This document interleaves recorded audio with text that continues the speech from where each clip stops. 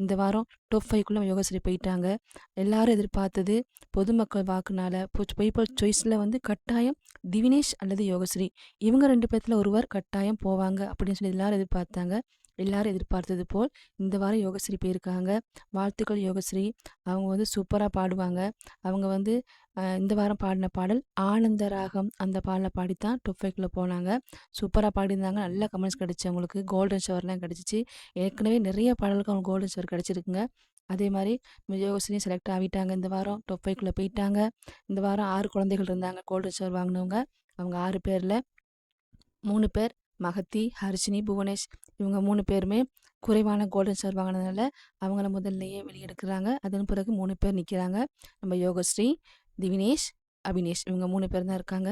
இந்த 3 பேர்ல தாங்க செலக்ட் பண்ணுறாங்க நம்ம யோகஸ்ரீயை. பார்க்க அழகாக இருந்துச்சு, சூப்பராக இருக்குது. யோகஸ்ரீ சொன்னைக்கே அவங்க அம்மா அப்பா 2 பேரும் மேடையில் வந்துடுறாங்க. வந்து கண்ணீர் விட்டு அழுகுறாங்க. எல்லாத்துக்கும் நன்றி சொல்கிறாங்க.